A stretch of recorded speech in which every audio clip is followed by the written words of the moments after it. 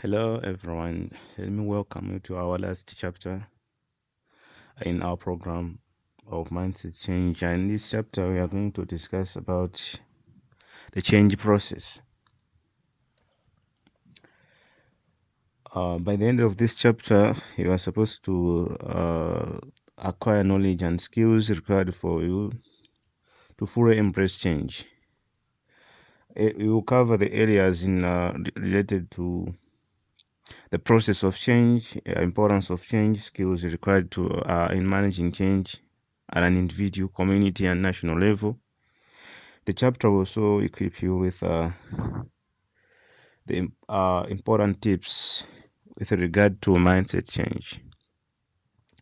What is change? Let us start by defining change. Change is a process of doing things in a different way. Change is the process of getting out of your comfort zone.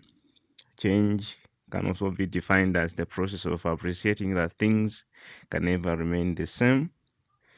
We also define change as the process of complying to the law of nature, which states that nothing is permanent. Change is accepting uncertainty in order to improve, and change is about doing what you hate because you are unfamiliar with it. All these definitions can be summarized in the form of change is all about doing things in a different way.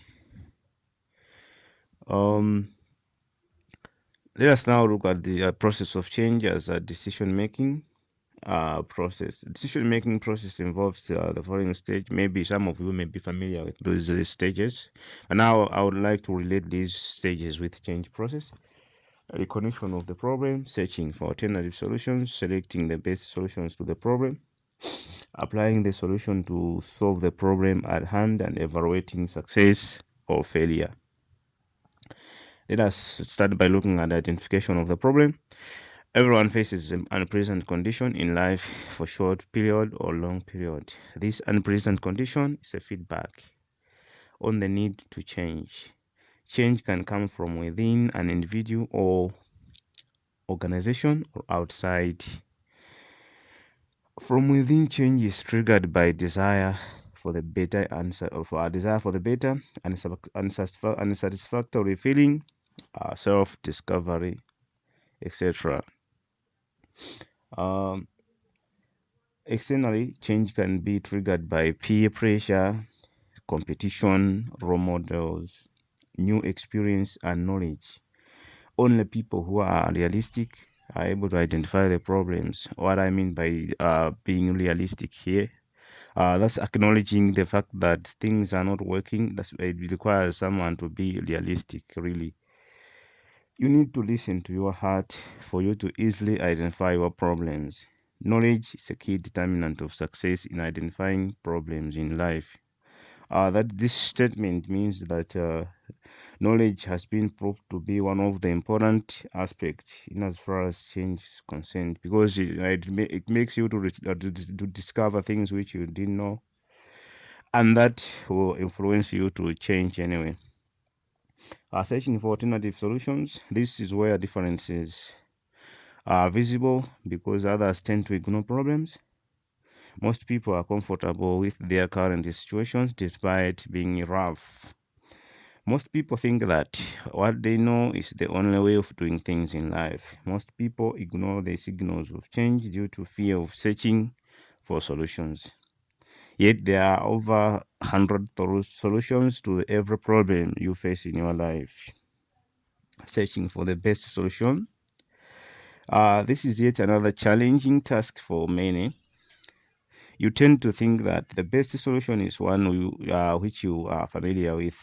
You don't permit new ideas to flourish, and this is why you keep on getting the same results over and over again. Most of the time, best solution is what you don't know. Remember that not knowing something doesn't mean that it doesn't exist. And most of us normally tend to think that there are no solutions to the problems we are facing because we think that what we know are the best solutions. But now you should understand that there are a lot of solutions out there. It's a matter of seeking them. If you don't seek solutions, you'll find difficulties in dealing with the challenges you are facing in life. Applying the solution. If you are the best planner, but you can't apply it in the practice, then you are among the majority who are just willing to succeed but not committed. Success requires commitment. Application is where the real change takes place. Application is breaking your own myth and adopt new values in life. Application involves developing positive attitude towards embracing new ways. Application means getting out of your comfort zone and face the change. Applying the solution of change means facing the fear anyway. Change is a bit frightening. Sometimes you need to take that fear, take risks, and at some point, and embrace the change anyway. Applying the solution to change means sacrificing today for the better tomorrow. Yeah, you need to have a little bit change. Change involves the distortions, a lot of distortions, such as having sometimes maybe sleepless nights, sleeping late, waking up early. Those are the things you need to sacrifice. Applying the solution of change, learning things. Applying the solution of change means learning things which you didn't know. It involves working differently in order to get the different results. Evaluation of success. Why sticking on things that are not working for so long? Most of us have grown hearing the words never give up, never give up, and we think that change is not necessary because it means giving up. But let me tell you that you can't be sticking on things that are not working. So evaluation is the most important aspect here. This is where real learning takes place. Mistakes are normal and a great source of feedback in life. Don't block them. Be realistic to accept failure, but don't get defeated earlier. Learn to differentiate between a goal and a strategy. Changing a strategy doesn't mean changing a goal.